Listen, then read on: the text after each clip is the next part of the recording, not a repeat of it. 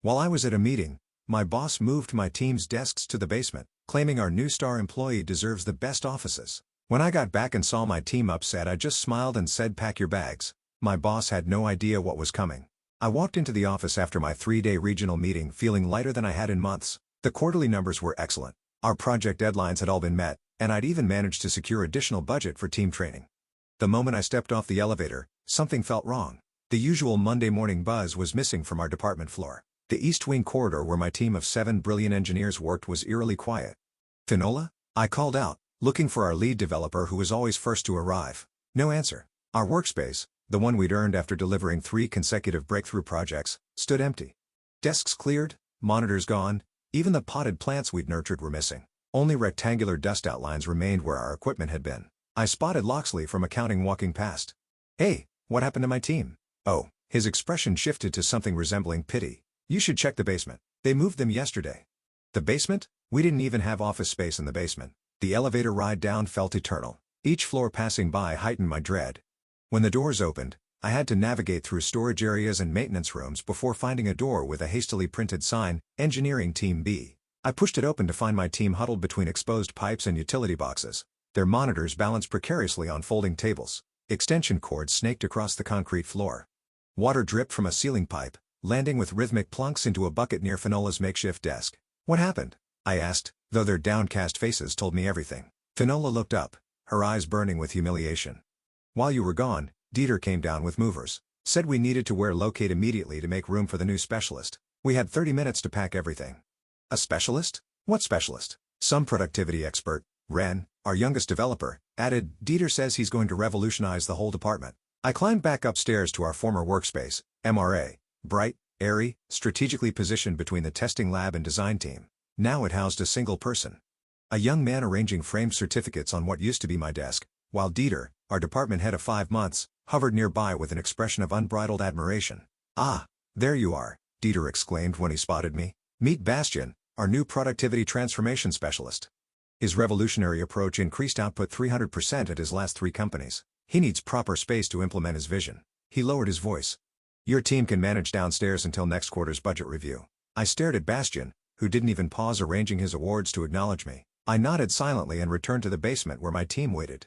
The distant hum of industrial machinery vibrating through the walls. The Wi-Fi signal barely reached. The nearest bathroom was a single toilet behind a shower curtain. The air smelled of mildew and defeat. 32 years with this company," muttered Vega, our hardware specialist, "and this is how they treat us." I surveyed their dejected faces, people who had given everything to this company, who had pulled countless all-nighters to meet impossible deadlines, now stuffed in a basement like unwanted furniture.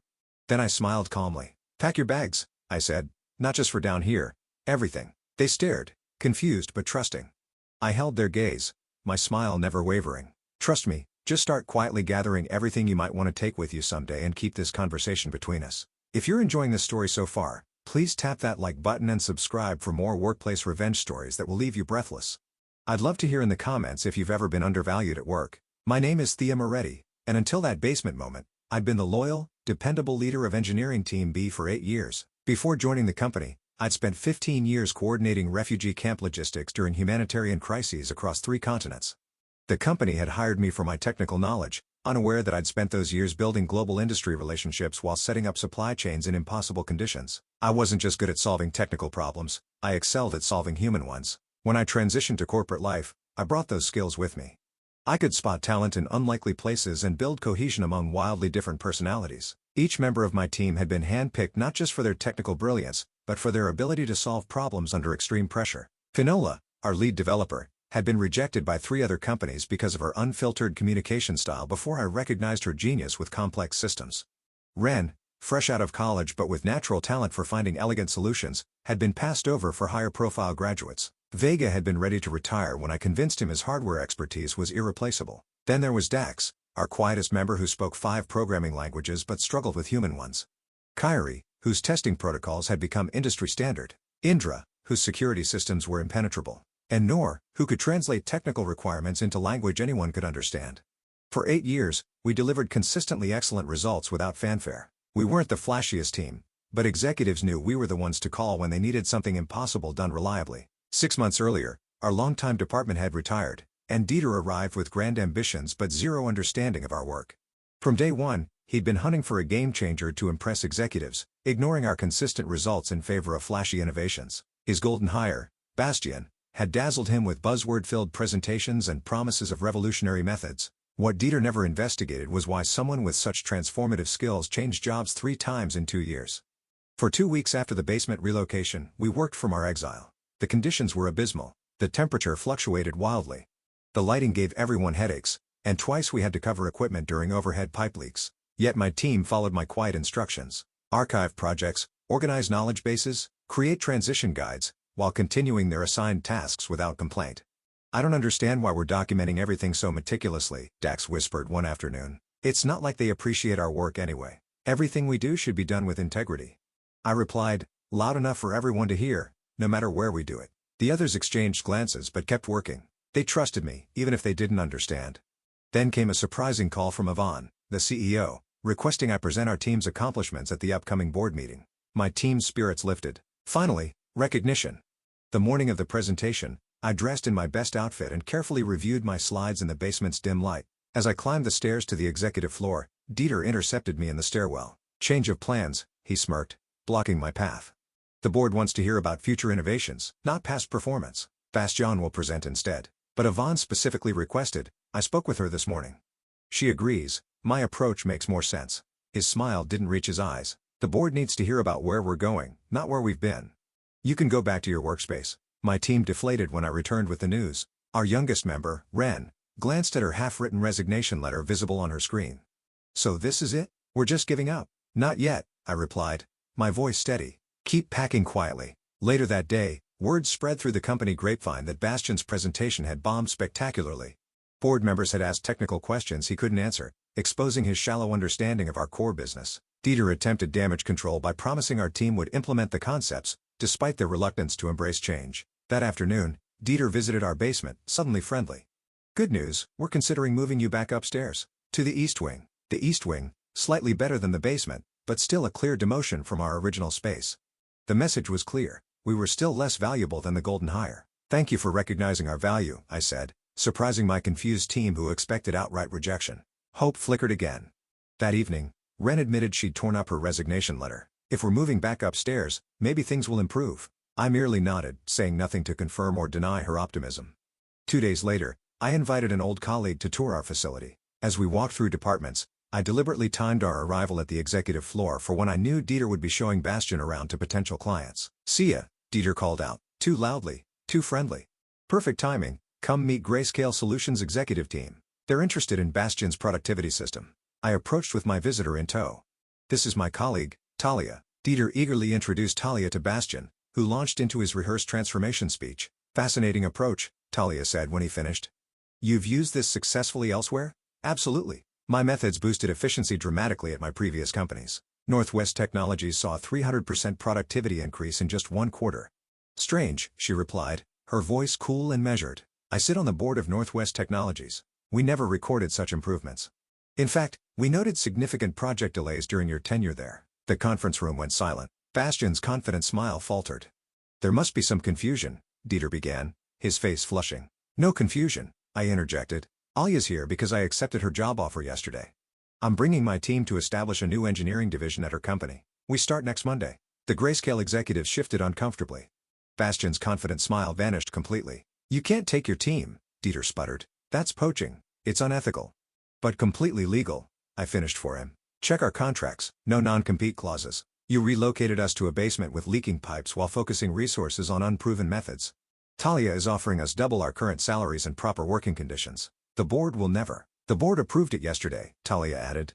After reviewing your division's performance metrics against industry standards, Dieter's face cycled through shock, anger, and fear in rapid succession. The Grayscale executives began gathering their things, making excuses to leave. "Wait," Dieter's voice cracked slightly.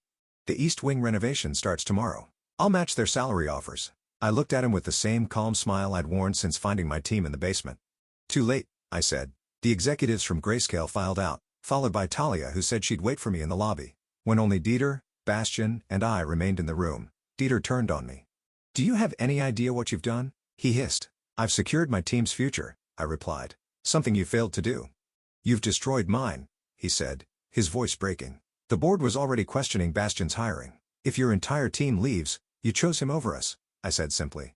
Actions have consequences. As I turned to leave, Dieter grabbed my arm. Please, I made a mistake. I see that now. What will it take for you to stay? I looked at his hand until he released me. You know what's interesting about my refugee camp work? I said quietly. I learned that true character reveals itself not when things are going well, but in how people treat others when resources are scarce. You showed us exactly who you are when you put us in that basement. I walked out, leaving Dieter standing there with his golden hire, the sound of my footsteps echoing in the empty conference room. What I didn't tell him was that my plan had been in motion long before the basement incident, and that what he'd just witnessed was only the beginning. Back in the basement, my team waited anxiously. When I returned, their expressions ranged from hopeful to terrified. Well? Finola asked, unable to contain herself any longer. I closed the door behind me and surveyed the room, checking for any potential listening devices, a habit from my humanitarian crisis days. It's done. Talia offered us all positions, double our current salaries, proper equipment, and a real office with windows. The silence that followed was deafening. Then Ren let out a whoop that echoed off the concrete walls. Are you serious? Vega asked, his weathered face struggling between disbelief and hope. Completely, I confirmed. Contracts are being drawn up as we speak. We start next Monday. The celebration that followed was as muted as it was emotional. Hugs exchanged, tears wiped away discreetly. These weren't just colleagues. They were people who had become family through late nights, impossible deadlines, and shared successes. I knew you wouldn't leave us in this basement forever, Noor said, squeezing my hand. But how did you pull this off so quickly? I hesitated. It wasn't quick. I've been laying groundwork for months. Their faces registered confusion. Months? Indra asked. But the basement thing just happened 2 weeks ago. I sat on the edge of a folding table. The basement was just the final straw. I saw where things were heading the day Dieter arrived and started talking about fresh perspectives while ignoring our track record. So you've been planning our escape all this time? Kiri asked. Not exactly an escape, I corrected. More like an insurance policy. I started documenting everything. Our contributions, Dieter's dismissals, project successes he took credit for. I reached out to old contacts, including Talia, just to reconnect. When things started deteriorating, those connections became more important. Dax, always the most perceptive despite his social awkwardness, studied my face. There's more to this than just finding us new jobs, isn't there? The others turned to me expectantly. Let's focus on the transition for now, I said carefully. We have 1 week to wrap things up properly. No loose ends, no unfinished projects. We leave with our professional reputations intact. What about Dieter? Finola asked, a dangerous edge to her voice. Does he know we're all leaving? He does, I confirmed, and he's panicking. The board was already questioning Bastion's hiring and the resources allocated to him. Losing an entire specialized team in one stroke is going to raise serious concerns about Dieter's leadership. Good, Vega muttered. 32 years, and he sticks me in a basement. What's our strategy for the next week? Indra asked, ever the pragmatist. We work, professionally, thoroughly, and without complaint, I said. We document everything meticulously. We prepare transition guides for our replacements. We act with complete integrity. Why? Ren asked, her youth making her the most direct. Why help them after how they treated us? Because this isn't about them, I explained. It's about us, about who we are. And because the best revenge isn't what you do to others, it's what you build for yourself while they're not paying attention. The team exchanged glances, not fully understanding but trusting me nonetheless. There's something else you should know, I added. Talia isn't just offering us jobs, she's creating an entirely new division with us as the core team. We'll have autonomy to build something from the ground up. This revelation shifted the mood from cautious celebration to genuine excitement. Even Vega, who had been contemplating retirement before the basement incident, straightened with newfound energy. What are we waiting for? He asked. Let's finish our work here so we can start our real work there. For the next 3 days, we operated with mechanical precision.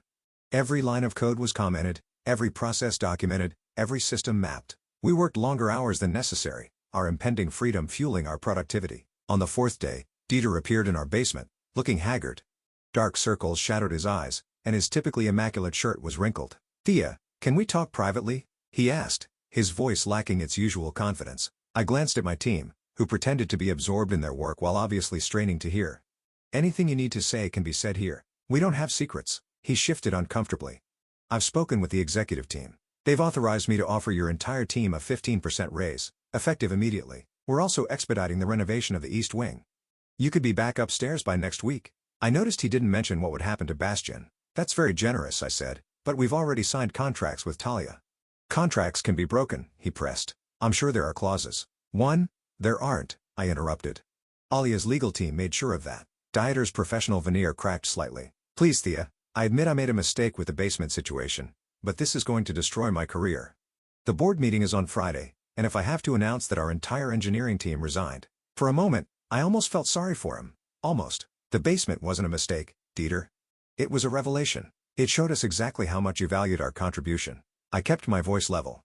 You chose Bastian's empty promises over our proven results. Now you have to live with that choice. He left without another word, shoulders slumped in defeat.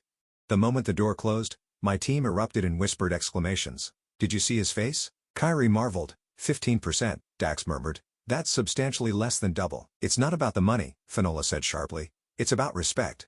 I let them talk, turning back to my computer to hide my expression. What they didn't know, what I couldn't tell them yet, was that Dieter's desperation was exactly what I had been counting on. That evening, as we were preparing to leave, my phone rang. The caller ID showed Yvain, the CEO. I stepped into the hallway to take the call. Thea, she began without preamble. I just heard the news from Dieter. Is it true your entire team has resigned? Yes, I confirmed. We've accepted positions elsewhere. A long pause. I'd like to meet with you tomorrow morning. Just you, not your team.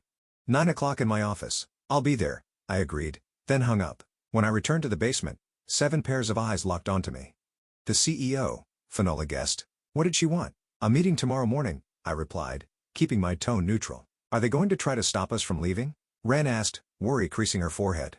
They can't, I assured her. Our contracts are solid. This is probably just an exit interview. But as I said it, I knew it was much more than that. Yvain wasn't the type to conduct exit interviews personally. Whatever she wanted would complicate my carefully constructed plan, for better or worse. I slept poorly that night, rehearsing scenarios in my head. By morning, I had prepared for every possibility except the one that actually occurred. Yvain's office occupied the corner of the top floor, with glass walls offering a panoramic view of the city. She sat behind a minimalist desk, reading glasses perched on her nose as she reviewed documents. When I entered, she removed her glasses and gestured to the chair across from her. Thea, she said, her tone unreadable. I appreciate you coming. Of course, I replied, taking the seat. She studied me for a moment. I've been reviewing your team's contributions over the past 5 years. Impressive work, consistently delivered with minimal resources. Thank you. My team is exceptional. Yes, she agreed, which makes me wonder why they're all leaving simultaneously. The basement relocation seems insufficient as an explanation. I maintained eye contact. It wasn't just the basement, it was what the basement represented. Explain. When Dieter moved us downstairs to make room for Bastian, he sent a clear message about our value to the company. The basement was just the physical manifestation of how he, and by extension, the company, viewed our worth. Yvain leaned back. And you think I share this view? With respect, I said carefully, you approved Bastian's hiring and the resources allocated to him, despite no proven track record. So yes, I assumed you endorsed Dieter's approach. To my surprise, she laughed, a short, sharp sound. Dieter convinced the board, not me. I was outvoted, and now I get to say, I told you so at tomorrow's meeting. Her expression sobered, but losing your team is too high a price for being right. She slid a folder across the desk. This is what I'm prepared to offer to keep your team here, not under Dieter, reporting directly to me. I opened the folder and scanned the document inside. The terms were exceptional, better even than Talia's offer. Autonomy, resources, recognition, and compensation that reflected our true value. For the first time since this all began, I felt my resolve waver. This was everything we deserved. Everything I had wanted for my team before Dieter arrived. Why now? I asked, closing the folder. Why not 6 months ago? Politics, she said simply. The board wanted to give Dieter a chance to implement his vision. I couldn't undermine him openly. But this situation changes things. You're using our resignation to consolidate power, I observed. She didn't deny it. Mutual benefit, Thea. You get what your team deserves. I get to restructure without internal warfare. I need to discuss this with my team, I said, taking the folder, of course. But I need an answer by end of day. The board meets tomorrow. As I stood to leave, she added, there's something else you should know. Talia and I have history. This isn't the first time she's recruited from us after disagreements. The implication hung in the air. Was I being used as a pawn in some corporate chess game between Yvain and Talia? I returned to the basement, mind racing. My team looked up expectantly. What happened? Finola asked. I held up the folder. Yvain wants us to stay. New department, reporting directly to her. Better terms than Talia's offer. The stunned silence was broken by Vega. She's trying to save face. Maybe, I acknowledged, or maybe she's sincere. Either way, we need to discuss this. What followed was the most honest conversation we'd ever had as a team. Fears were voiced, hopes articulated, trust questioned. The basement's dim lighting seemed fitting for the shadows we were exploring in our professional lives. I don't trust them, Indra said firmly. They only value us now that we're leaving. But building something new here, with real support, Kiri countered. We wouldn't have to start over somewhere else. Ren looked torn. What about our word to Talia? We signed contracts with exit clauses, I reminded her. Legally, we could accept Yvonne's offer. Dax, who had been quiet throughout, finally spoke. This decision isn't about what's best for us professionally. It's about what we can live with personally. All eyes turned to me. What do you think, Thea? You've led us this far. I took a deep breath. This was the moment that would determine everything. Not just our careers, but the culmination of the plan I'd been crafting for months, the plan that had evolved from simple self-preservation to something much more complex. I think, I said slowly, that we should split up. Their faces registered shock. Not permanently, I clarified. Strategically, 4 of us accept Yvonne's offer. 3 go with Talia as planned. We maintain our connections, share information, and protect ourselves from being vulnerable to any single employer again. The silence that followed was profound. Then Finola began to laugh. That's absolutely brilliant, she said. We become our own network. Neither company can take us for granted again. The tension broke as the team began discussing how this might work. Who would go where, how we'd coordinate, the potential advantages of having inside perspectives at 2 major companies. As they talked, I slipped away to make 2 phone calls. The first to Yvonne, the second to Talia. Both conversations were challenging, but by their conclusion, I had secured what we needed. When I returned, the team had reached consensus on who would stay and who would go. I've spoken to both Yvonne and Talia, I announced. They've agreed to our split approach with one condition: regular collaboration between the 2 teams on select projects. They're actually excited about the possibility. And which group will you lead? Noor asked the question everyone was thinking. I smiled. Neither. I'll be consulting for both teams, dividing my time, building bridges rather than choosing sides. The relief in the room was palpable. We'd found a solution that honored everyone's needs while creating something entirely new. A team that transcended organizational boundaries. As we celebrated our unconventional solution, my phone buzzed with a text from an unknown number. Board meeting moved up to tomorrow 9 a.m. Dieter presenting restructuring plan. Bastian featured prominently. Thought you should know. A friend.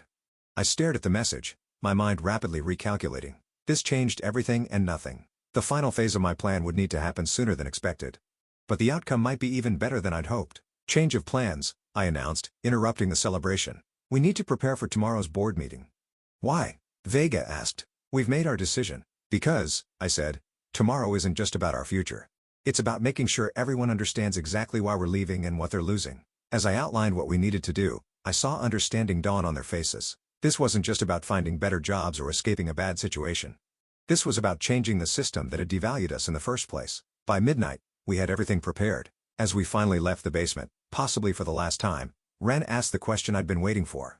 Thea, how long have you really been planning this? All of this? I looked at my team, my brilliant, loyal team, who had trusted me through basement offices and uncertain futures. They deserved the truth, or at least part of it. Since the day Dieter introduced Bastian as the future of the department, I admitted.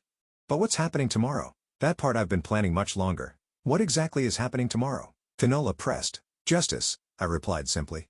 And I need you all to trust me one more time. As they nodded their agreement, I felt a surge of something powerful. Not just the satisfaction of a plan coming together, but the absolute certainty that what we were about to do was right.